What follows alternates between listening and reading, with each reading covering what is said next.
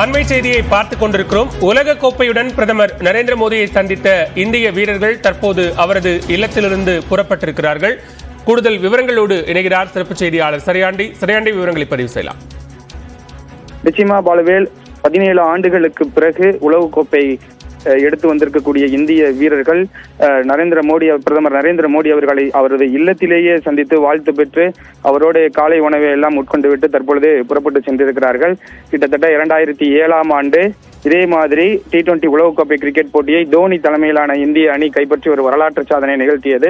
அதற்கு பிறகு 20 over cricket போட்டியை வென்றதில்லை. அது மட்டுமல்லாமல் 2016ஆம் ஆண்டு நடைபெற்ற உலகக்கோப்பை கிரிக்கெட் போட்டி தொடருக்கு பிறகு இது போன்ற சர்வதேச அளவிலான T20 கிரிக்கெட் போட்டியை உலகக்கோப்பையை இந்திய அணி கைப்பற்றியதில்லை என்ற ஒரு மோசமான ஒரு வரலாறு தொடர்ந்து கொண்டே இருந்தது. அந்த வகையில் தற்பொழுது அந்த வரலாற்றை மாற்றி எழுதியிருக்கிறார்கள். ரோஹித் சர்மா தலைமையிலான இந்திய அணி கிட்டத்தட்ட 17 ஆண்டுகளுக்கு பிறகு தற்பொழுது சொந்த ஊர் கொண்டு வந்திருக்கிறார்கள். அதை காலை வந்தவுடனேயே டெல்லியில் இருக்கக்கூடிய அங்கு நட்சத்திர விடுதியில் சிறிது நேரம் ஓய்வு எடுத்துவிட்டு நேரடியாக பிரதமர் இல்லத்திற்கு சென்றார்கள். ஒட்டுமொத்த இந்திய வீரர்களும் அவர் வாங்கியிருந்த பதக்கங்கள் மட்டுமல்லாமல் கோப்பையோடு சாம்பியன், இந்தியா சாம்பியன் என்ற பிரத்யேகமாக அவரை பார்ப்பதற்காகவே தயார் செய்யப்பட்டிருக்கக்கூடிய அந்த சீருடையுடன், இந்தியா சீருடையுடன் சென்று இந்திய வீரர்கள் கேக் வெட்டி அதற்கு பிறகு பிரதமர் நரேந்திர மோடியை சந்தித்து அவரோடு பதக்கங்கள் அது மட்டுமில்லாமல் கோப்பைகளை காண்பித்து ஒரு உற்சாக கொண்டாட்டத்தில் ஈடுபட்டார்கள் என்றுதான் சொல்ல வேண்டும். இத்தோடு முடிந்துவிடவில்லை இந்த கொண்டாட்டம். இனி இந்தியா முழுவதுமே இந்த கொண்டாட்டம் தொடரும்.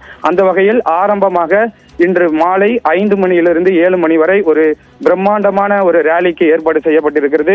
மும்பையில் இருக்கக்கூடிய வான்கடே மைதானத்திற்கு வெளியேயே கிட்டத்தட்ட 2 கிலோமீட்டர் திறந்த பஸ்ஸில் கோப்பையோடு ஒட்டுமொத்த வீரர்களுமே ரசிகர்களுக்கு காட்சிப்படுத்த இருக்கிறார்கள். 2 கிலோமீட்டர் பயணத்திற்கு பிறகு மும்பை வான்கடே மைதானத்தில் அவர்களுக்கு பிரத்யேகமாக வாழ்த்து கொண்டாட்டங்களும் இருக்கிறது. உள்ளே வீரர்களுக்கு மரியாதை செலுத்த இருக்கிறார்கள். அனைத்து வீரர்களுக்குமே இன்றே அவர்களுக்கு அறிவிக்கப்பட்ட 125 கோடி ரூபாய் என்ற ஊக்கத்தொகை அங்கு வழங்கப்பட இருக்கிறது. வான்கடே மைதானத்தில் ஊட்டிகளை கண்டு ரசித்திருப்போம். இது போன்ற வெற்றி கொண்டாட்டத்தை முதல் முறையாக இன்று மும்பை வான்கடே மைதானத்தில் அரங்கேற காத்திருக்கிறது. முதல் கொண்டாட்டமாக தற்பொழுது பிரதமர் நரேந்திர மோடியை சந்தித்து கோப்பையை காண்பித்து வாழ்த்து பெற்று தற்பொழுது வீரர்கள் அங்கிருந்து விடைபெற்றிருக்கிறார்கள். இதற்கு பிறகு நேரடியாக ஹோட்டலுக்கு சென்று அங்கிருந்து டெல்லியிலிருந்து மும்பைக்கு நேரடியாக விமானம் மூலம் பயணித்து அதற்கு பிறகு அந்த பிரம்மாண்ட கொண்டாட்டத்திற்கு ரசிகர்களோடு பிரம்மாண்ட அந்த செலிப்ரேஷனுக்காக காத்துக் கொண்டிருக்கிறார்கள்.